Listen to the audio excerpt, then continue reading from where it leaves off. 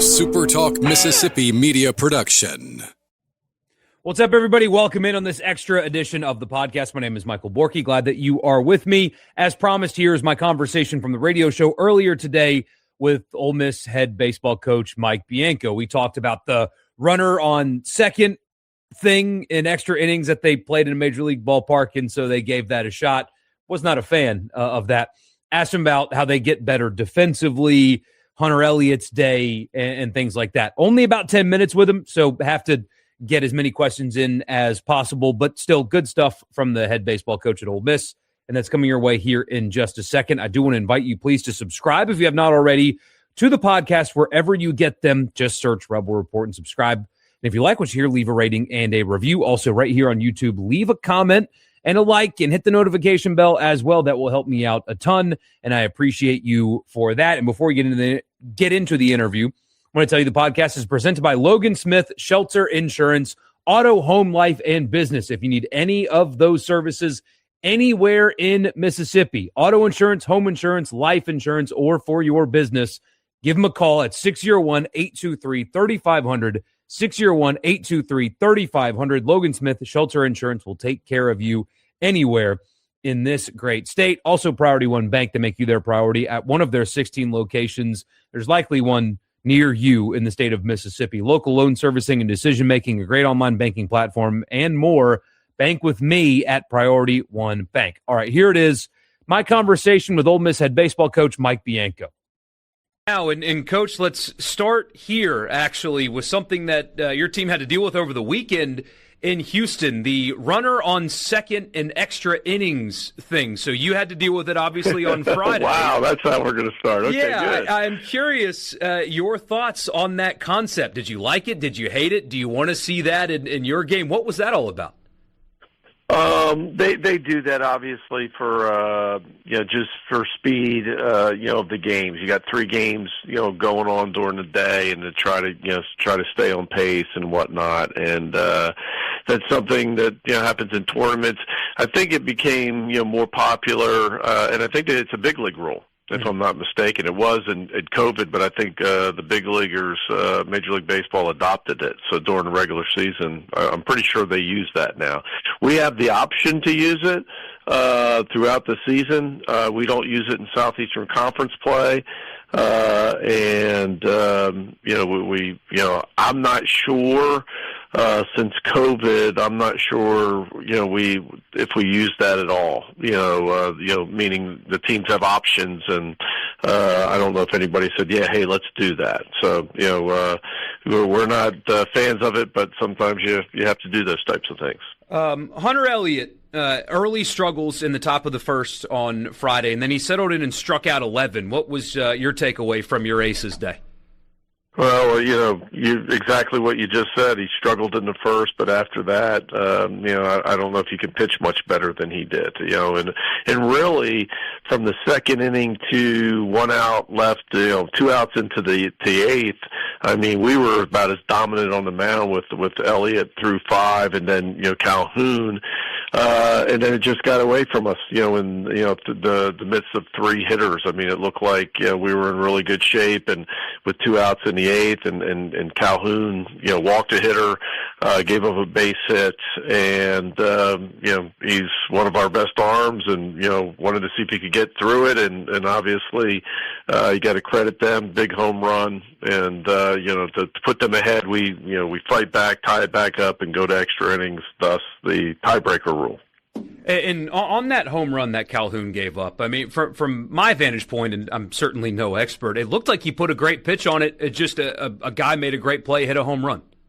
No, you're exactly right. We talked about that this morning, Coach Mangrum and I, and so obviously, in game you don't really know, and you can ask the catcher, you ask the pitcher, and sometimes difference of opinions. Hey, no, I got it up. Hey, no, I got too much of the plate.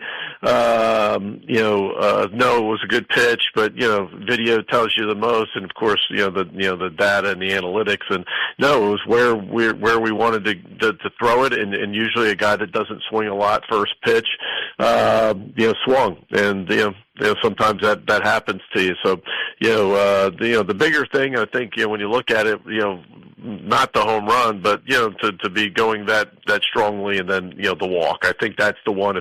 If Hudson was looking back at it, I think the disappointing thing more than the home run was hey, I let it get away from me. I didn't have to do that. I could have really attacked that 3-hole hitter and maybe gotten off the field without any damage.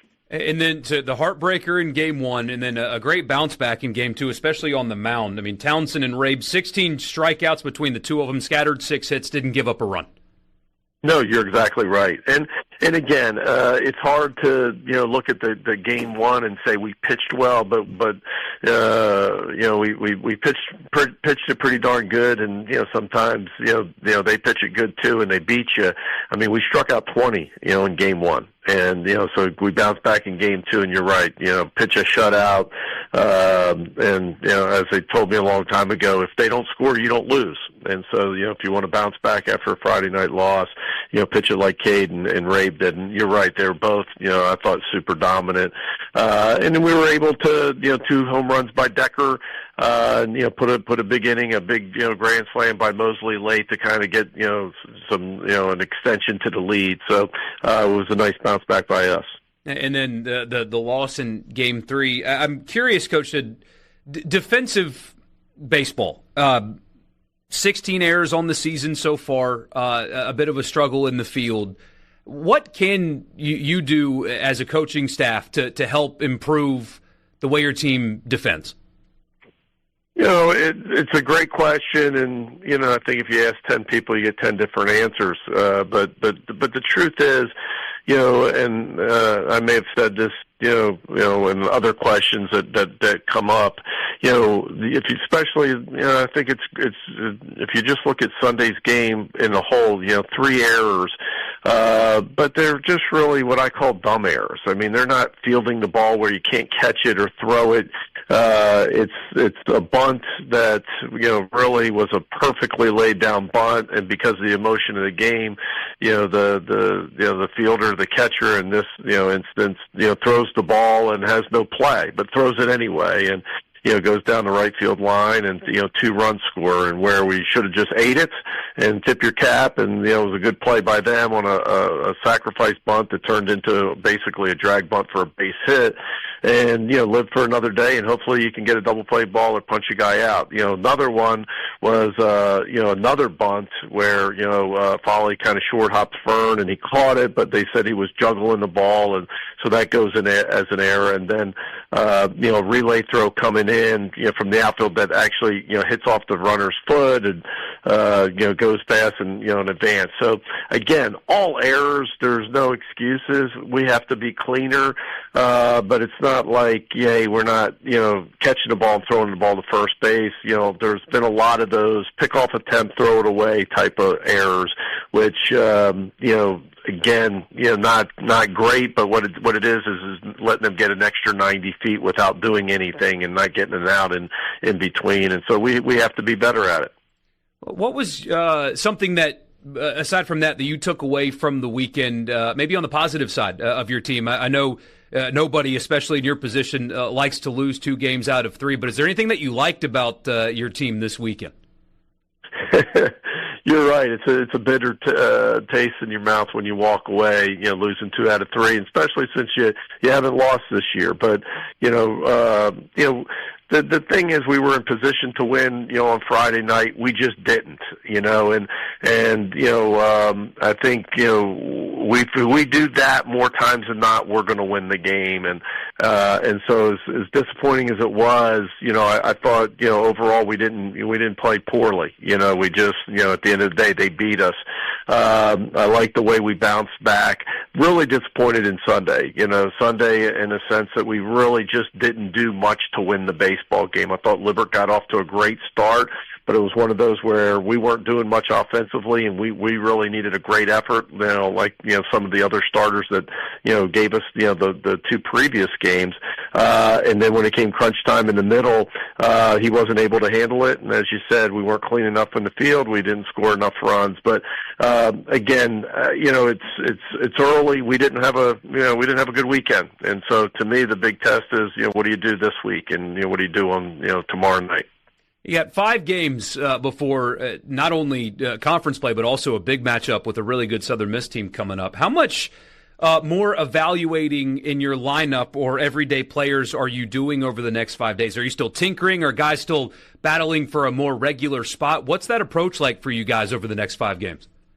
I think the simplest answer is we're always looking, right? We're always, that's one of the things we talked about in our staff meeting today is it's a long season, and I say that because there's guys that are playing well now that won't be playing great in a month. There's, guys that aren't playing well now that in 3 weeks will be, significant parts at that time. And there's always that tinkering, if you will. I think that's part of what we do is, figure out where you need some help and, who can help and who can provide that help immediately on the mound, in the field, at the plate, and so on. So that was, the answer. And so that means over the next 5 games, we'll continue to play some different people. We'll continue to look and tinker a little bit, again, using your term, with the bullpen to decide, who do you want to have the ball when the game's on the line? And to me, that's you want to put yourself as a coach, you want to put your team in the best position to win, and the only way to do that is to try some different things. Coach, excellent stuff as always. We really appreciate your time on these Mondays. Thank you so much, and we'll talk to you again next week. Hope you guys enjoyed that conversation with Mike Bianco. And don't forget, the podcast also brought to you in part by Advantage Business Systems, absms.com. That's the website for office technology anywhere in Mississippi. Tell them that I sent you. Get a complimentary office technology assessment. Don't forget to subscribe, leave a comment, and a like. We'll be back live on Tuesday night after the baseball game. 9 o'clock, we'll be live on Tuesday, as we always are. I'll see you then. You'll have a good rest of your day, and I'll talk to you on Tuesday night for the live stream. A SuperTalk Mississippi media production.